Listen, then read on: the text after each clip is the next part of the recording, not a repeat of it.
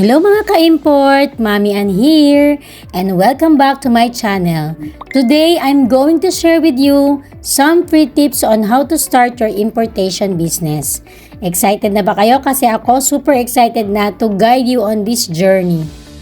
By the way guys, I'm sharing this based on my knowledge and experience, so feel free to check it out and filter out what you think will be valuable for you.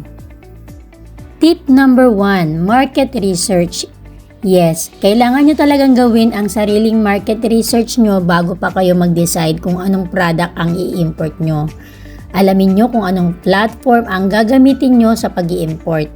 Make sure na meron din kayong solid na market research. At dapat naiintindihan ninyo ang market demand, pricing, at patay na rin ang mga potential competitors ninyo like Shopee, Lazada, TikTok, Instagram at Facebook. Dapat alam nyo rin ang current pricing ng mga product na balak nyong i-import para hindi kayo ma-take advantage during the negotiation process. Tip number 2, verify your supplier. Napakadaming supplier sa iba't ibang platform. From manufacturers, middleman, trading companies hanggang scammers. Kaya naman importanteng impormasyon ang pagbe-verify ng mga supplier bago pa kayo mag-purchase. And make sure na legit and trusted ang supplier nyo. Always check their reviews, ratings, and always ask for sample para masigurado na tama ang kalidad ng mga product na i-import nyo. Tip number 3, clear communication. Kailangan i-clear nyo sa mga manufacturer ang mga product specifications nyo. Yung quality na kailangan nyo, packaging requirements, and delivery timeline. And everything in between. Huwag kayong mag-a-assume na alam na nila ang gusto nyo.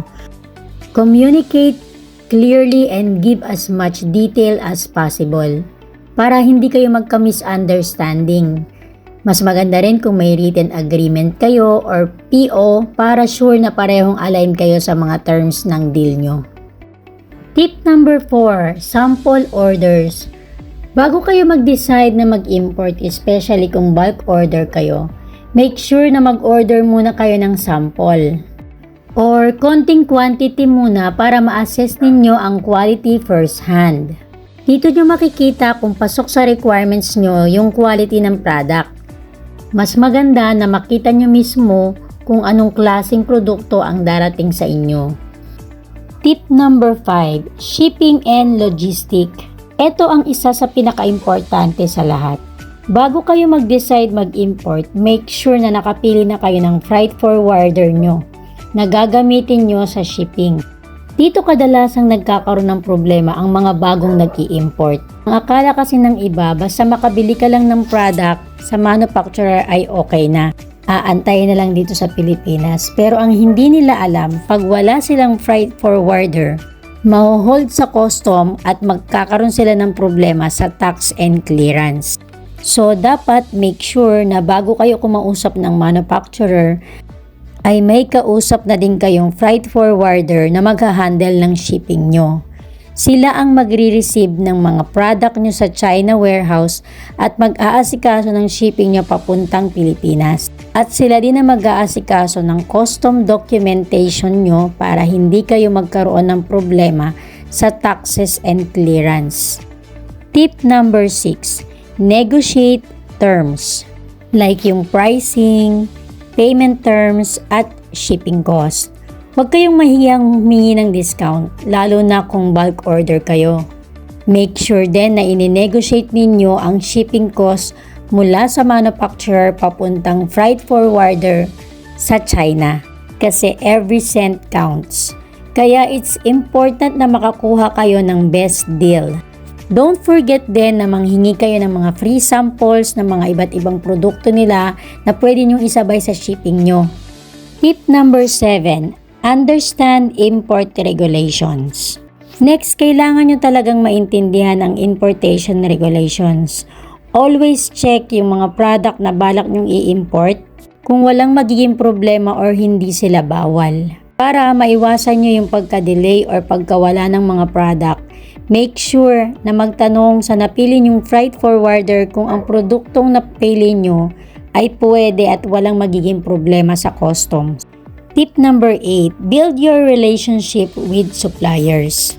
Huwag kayong mahihiyang magtanong sa kanila.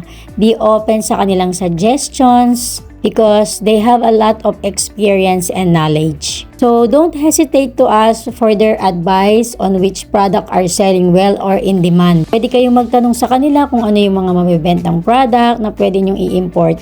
Kasi alam nila at meron silang data kung ano yung mga laging binibenta at ini-import ng mga clients nila.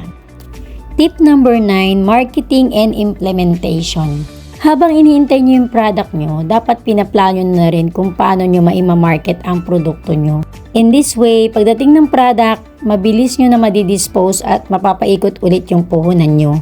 Mabuting planuhin nyo na agad ang marketing strategy nyo, tulad ng promotions, social media ads, and influencer marketing para ready na kayo mag-launch. And if you're feeling lost on where to start your importation and marketing strategy, we can help. Dahil dito sa Mommy Ann Import Academy, we offer step-by-step coaching. Iga-guide namin kayo dito mula sa paghahanap ng totoong legit manufacturers ng iba't ibang produkto hanggang sa payment assistance, shipping logistic. To magkakaroon kayo ng real-time monitoring dashboard. And mamamonitor nyo kung nasaan na yung shipping nyo, kung nakaalis na ng China, bumabiyahe na ba ng dagat, or dumating na ba dito sa Pilipinas. At hanggang sa pagmamarket ng product nyo, we're here to help you succeed and ensure that you get the best result in your importation journey. So message us now and get more details on how you can start your importation business with expert guidance. So, see you sa ating live one-on-one training!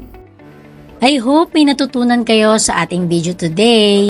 Please consider na mag-like, share, and comment sa video na ito. At kung bago ka pa lang dito sa channel ko, please don't forget to subscribe and click the notification bell para ma-notify kayo sa mga susunod pa nating free tutorials, videos about importation and business tips. Again, Mommy Ann here, helping aspiring entrepreneurs and business owners from finding the right product to building a successful business. Thanks for watching and see you sa ating next video.